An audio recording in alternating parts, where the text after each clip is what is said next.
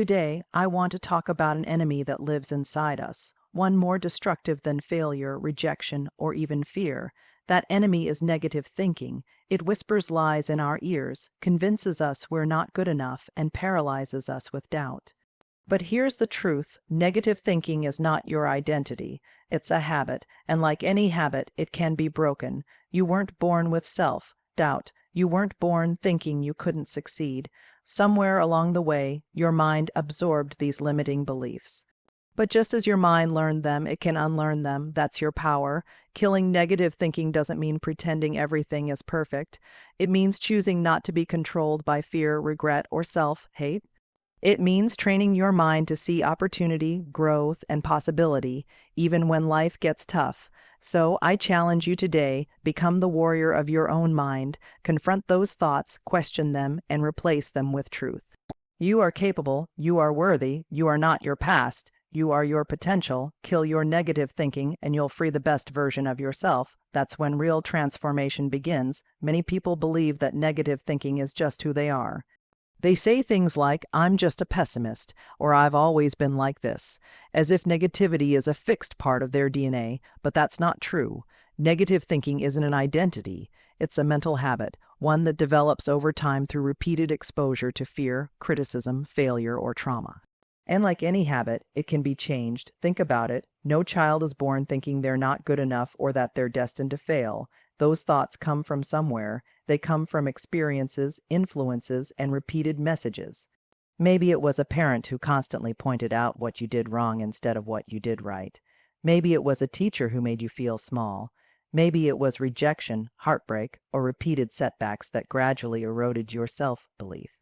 Over time, your brain learned to expect disappointment, to assume the worst, and to protect you from future pain by preparing for it in advance. This becomes a pattern. The mind begins to default to negativity as a form of self-preservation. It's not because you're broken. It's because your brain is trying to keep you safe. But here's the problem: while negative thinking may feel like it's protecting you, it's actually holding you back. It convinces you not to try, not to speak up, not to believe in yourself. It becomes a cage that you mistake for comfort. But here's the liberating truth: if negativity is learned, it can be unlearned. You are not stuck with it. Just like a bad habit can be broken, biting your nails, procrastinating, smoking, you can train your brain to think in a new way. This doesn't happen overnight. It takes effort, consistency, and patience. But the brain is incredibly adaptable through intentional practice, such as mindfulness, gratitude, positive affirmation, and cognitive reframing. You can start to rewire your mind. You don't have to be a prisoner of your past or a victim of your thoughts. You are the one who gets to decide how you think. And once you realize that negative thinking is not your identity, but simply a conditioned pattern, you begin to take back your power. You're not damaged. You're just untrained, and that means growth is not only possible, it's inevitable as long as you're willing to do the inner work. Everything in your life, your confidence, your relationships, your success, your happiness, starts with a single seed, a thought. The way you think influences the way you feel. The way you feel drives your actions, and your actions determine your results. That means your outer world is simply a reflection of your inner world. If your mind is filled with negativity, fear, or self-doubt, your reality will mirror that back to you in the form of missed opportunities, strained relationships, and unrealized potential. This isn't just motivational talk, it's backed by science. Psychologists have proven time and time again that our thoughts affect our perception. Two people can face the exact same challenge, say losing a job. One person sees it as a devastating blow, a sign they're worthless. The other sees it as a fresh start, a chance to do something more fulfilling. Same event, different mindset, completely different outcome. Why? Because perception, driven by thought, creates meaning, and the meaning we assign to our experiences shapes how we live. It goes deeper. Your thoughts also influence your body. When you're consumed by negative thinking, your brain activates the body's stress response.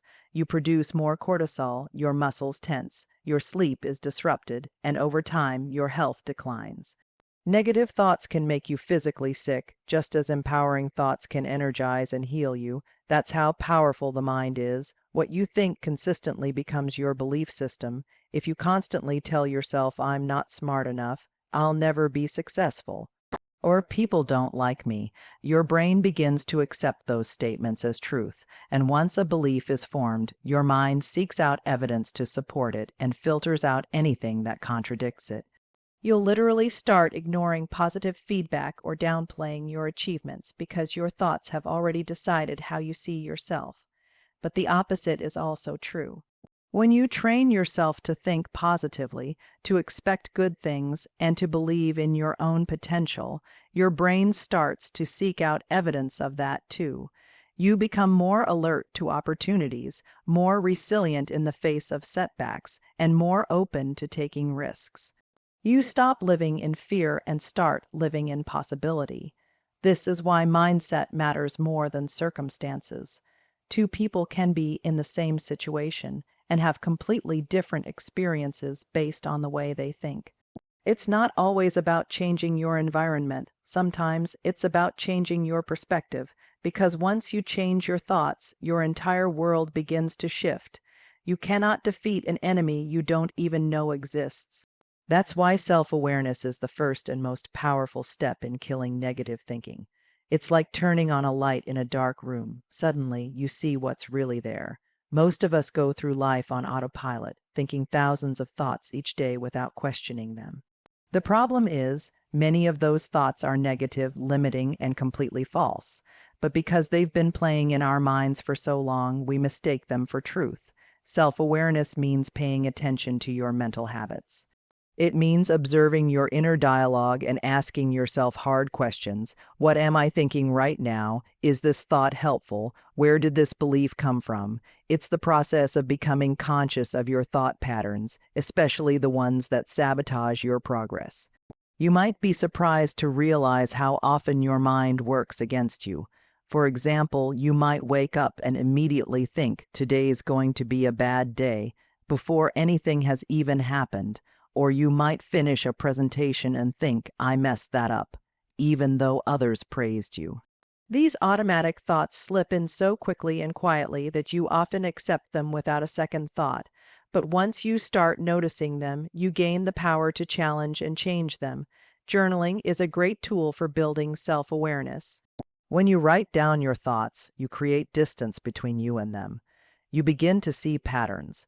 Maybe you criticize yourself every time you make a mistake, or maybe you always assume people are judging you. These thought patterns didn't appear overnight. They've been shaped over years, often without your conscious consent. But becoming aware of them is like taking the first swing at your mental chains.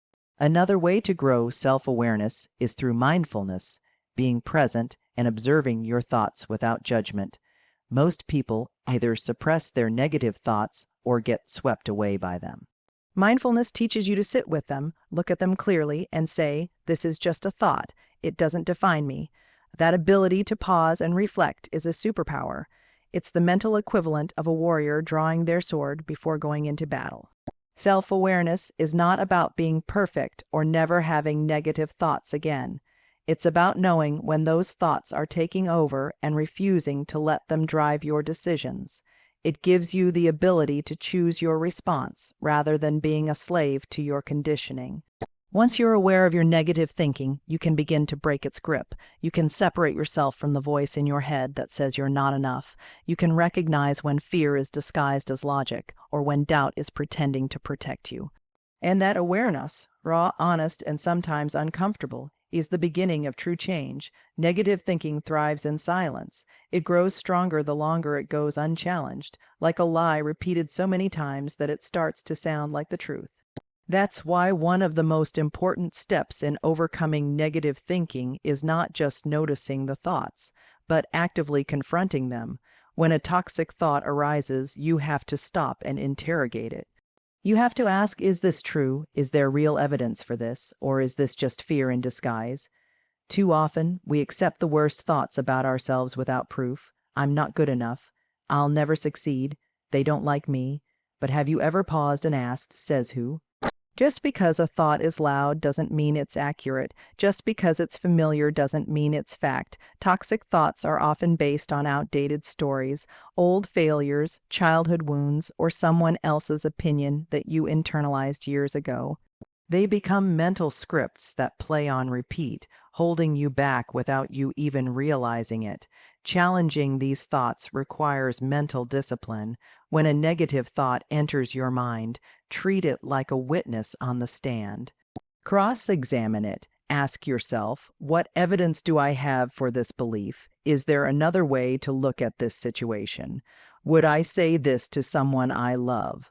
Often, you'll find that the thought is exaggerated, irrational, or completely false. But it's not enough to simply tear down the thought. You must also replace it. Your mind needs something stronger to hold on to. That's where positive, empowering beliefs come in. For every toxic thought you confront, find a healthier one to take its place. For example, instead of "I always fail," replace it with "I've failed before, but I've also succeeded, and I can learn from both." Instead of "No one cares about me," replace it with "I may not feel supported right now, but I know there are people who value me and I can reach out." Instead of "I'm not good enough," replace it with "I am growing, learning, and improving every day." This is not about blind optimism or unrealistic thinking. It's about choosing thoughts that serve your growth instead of your destruction. The truth is, your mind is like a garden. If you don't plant positive, constructive thoughts, the weeds of negativity will take over by default.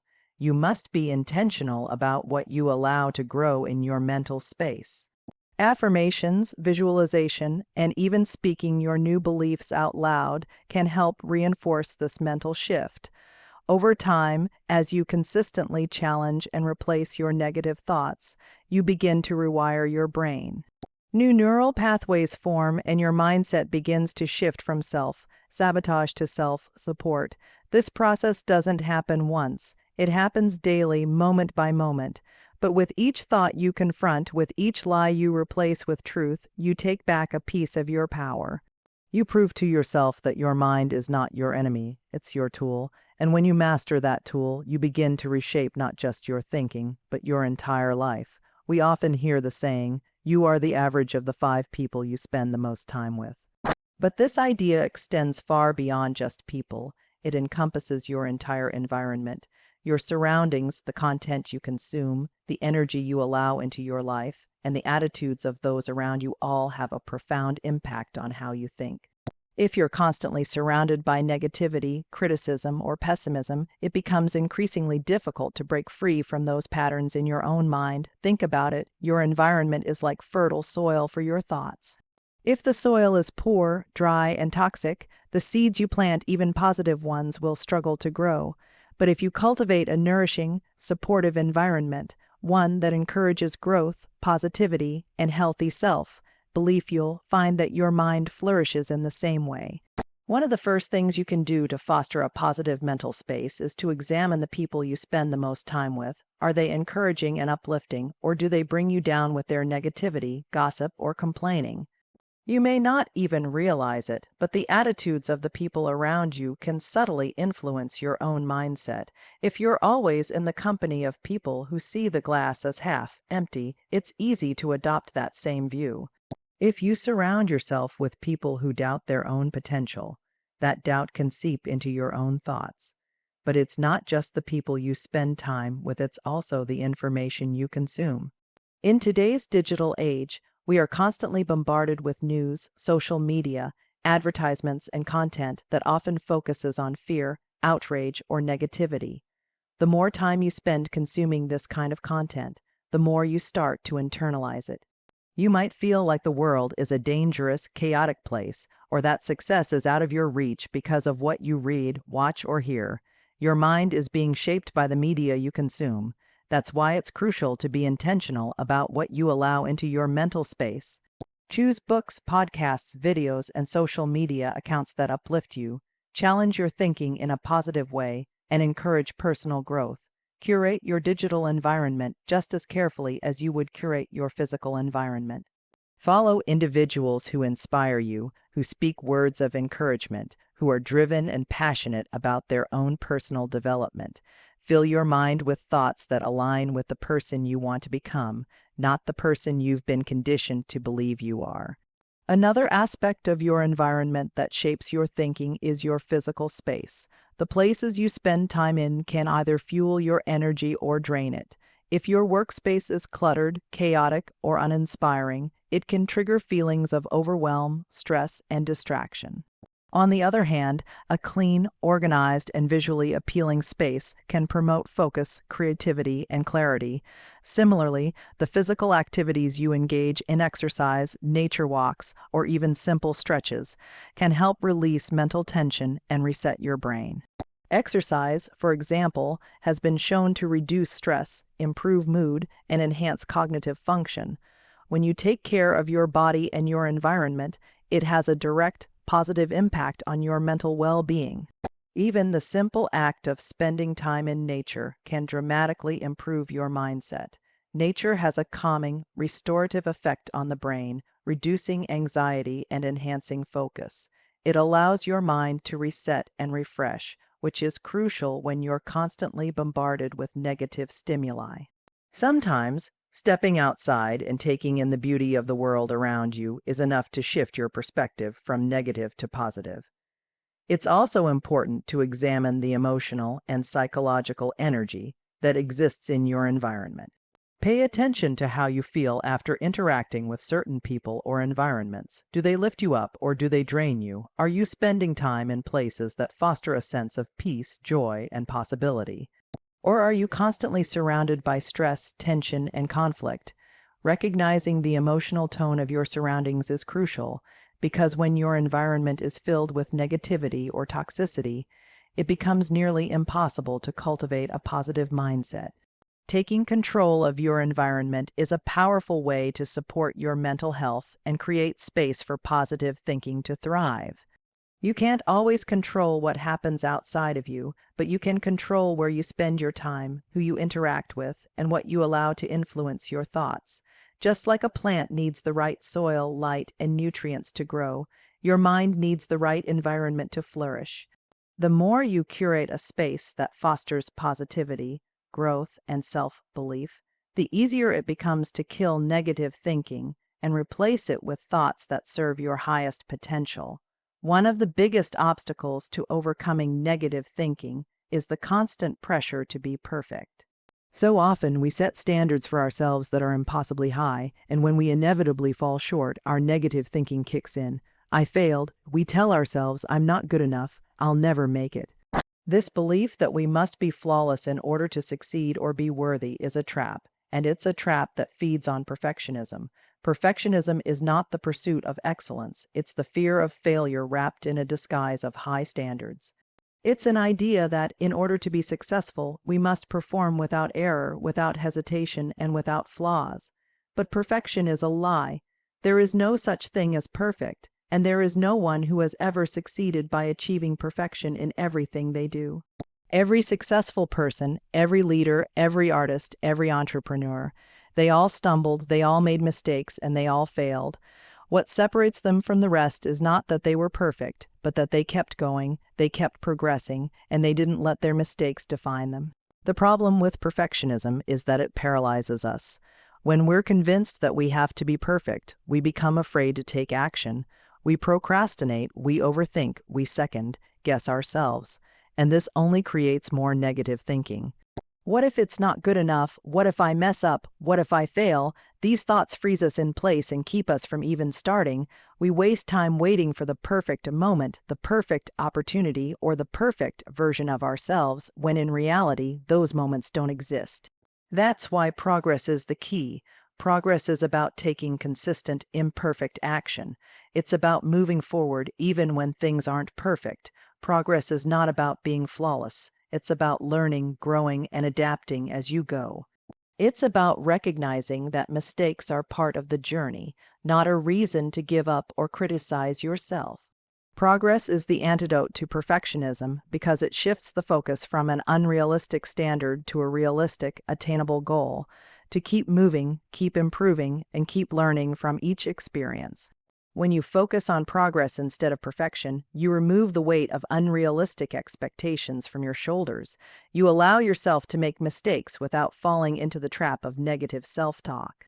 You embrace failure as a teacher, not a verdict. You stop judging yourself for every misstep and instead celebrate the small wins along the way. Progress is about setting goals that stretch you but are still achievable. It's about recognizing that every step forward, no matter how small, is a victory. The beauty of progress over perfection is that it fosters a mindset of self-compassion. When you're not striving for an unattainable ideal, you're able to be kinder to yourself when things don't go as planned. Instead of berating yourself for a mistake, you can ask, "What did I learn from this? What can I do differently next time?" This shift in thinking helps to eliminate the self-criticism that feeds negative thoughts and replaces it with a more constructive, growth-oriented mindset. Embracing progress also means recognizing that success is not linear. It's not a straight path where you go from point A to point B without any setbacks. Success is full of ups and downs, detours, and unexpected turns. The key is to keep going. When you focus on progress, you learn to appreciate the journey itself, not just the destination. You become more resilient in the face of challenges and more willing to take risks because you understand that failure is not the end, it's simply a part of the process. Ultimately, progress over perfection encourages you to be real with yourself. It gives you permission to be imperfect, to embrace your flaws, and to appreciate the process of growth. You'll begin to see every challenge not as a threat to your worth, but as an opportunity to learn, improve, and move forward. Instead of criticizing yourself for not being perfect, you'll start congratulating yourself for taking steps toward becoming better, day by day. This shift in mindset is liberating. It's the freedom to stop fearing failure and start seeing it as a necessary step toward success. Progress allows you to forgive yourself, to let go of unrealistic expectations, and to celebrate the small victories along the way. As you continue to focus on progress, you'll find that your negative thinking begins to lose its grip, and you start building momentum toward a life that is both fulfilling and authentic. One of the most empowering realizations you can have is understanding that you are not your thoughts. Your thoughts are not who you are. They are simply things that pass through your mind. They are transient, momentary, and often influenced by external events, past experiences, or unconscious biases. They may appear to define you, but they do not. You are the thinker behind those thoughts, the conscious observer who can choose to engage with or dismiss them. This distinction is crucial when it comes to overcoming negative thinking. Too often, we allow our thoughts to define our identity. When we have a negative thought, such as "I'm not good enough" or "I'll never succeed," we tend to believe that this thought reflects some truth about who we are. We internalize these thoughts and allow them to shape our sense of self-worth. But the truth is, your thoughts do not define your essence. Just because you have a thought doesn't mean it's true. Thoughts are simply mental events. They arise, pass, and are replaced by new thoughts. The key is realizing that you don't have to identify with every thought that enters your mind. In fact, many of the negative thoughts we experience are simply products of our unconscious mind, shaped by past experiences, fears, and insecurities that we've picked up over the years. These thoughts are not inherently true or a reflection of our real abilities. They are often rooted in limiting beliefs, self-doubt, or external conditioning. But by recognizing that you are the thinker of your thoughts, you give yourself the power to question, challenge, and change them. This shift in perspective is transformative. It's like stepping outside of yourself and observing your thoughts from a place of detachment. When you learn to observe your thoughts instead of identifying with them, you realize that they are not permanent. They are not you, they are just passing mental phenomena. This realization gives you the power to control your inner dialogue and shift your mindset. One powerful way to practice this is through mindfulness or meditation. When you sit in stillness and observe your thoughts, you start to see them for what they are: fleeting and impermanent. You may notice how certain thoughts tend to repeat, how they can be influenced by your mood or environment, and how some thoughts are just automatic reactions rather than out conclusions. In mindfulness, you learn to acknowledge a thought without judging it, reacting to it, or attaching meaning to it. You simply allow it to come and go, like clouds drifting across the sky. This detachment from thoughts is incredibly liberating because it allows you to separate your true self from the noise of your mind. You are the awareness behind your thoughts, not the thoughts themselves. When you recognize this, you start to gain control over the way you respond to your thoughts. You can choose not to engage with negative or destructive thoughts. You can choose not to believe everything your mind tells you. And most importantly, you can begin to consciously replace negative thoughts with more empowering, positive ones. It's important to note that this doesn't mean that negative thoughts will never arise. They will. Everyone experiences negative thinking from time to time, but the difference is that instead of allowing these thoughts to dominate your mind and determine your actions, you recognize them as temporary and not a reflection of your true self. You stop allowing them to define you or dictate your emotional state. You begin to see them for what they are, just thoughts, not facts. For example, when you think, "I'm not good enough to achieve my goals," you can pause and remind yourself, this is just a thought. It's not a reflection of my truth or my capabilities. I am capable, and I have the power to grow and improve. In that moment, you take back control. You don't have to accept every negative thought as truth. Instead, you can choose to rewrite the narrative in your mind and replace it with one that empowers you. This ability to detach from your thoughts also allows you to cultivate greater self-compassion. Instead of criticizing yourself for having negative thoughts, you can recognize that thoughts are just mental events. They don't define your character. You can forgive yourself for doubting your abilities, and instead of letting those doubts control you, you can choose to act with confidence and courage. The key takeaway here is that you are not a passive victim to your thoughts. You are the active creator of your inner world. By recognizing the difference between you and your thoughts, you open up a world of possibilities. You can train yourself to think more positively, more constructively, and more aligned with your true potential. And as you continue to practice this awareness, you begin to break free from the cycle of negative thinking and create a new, empowering mental narrative for your life.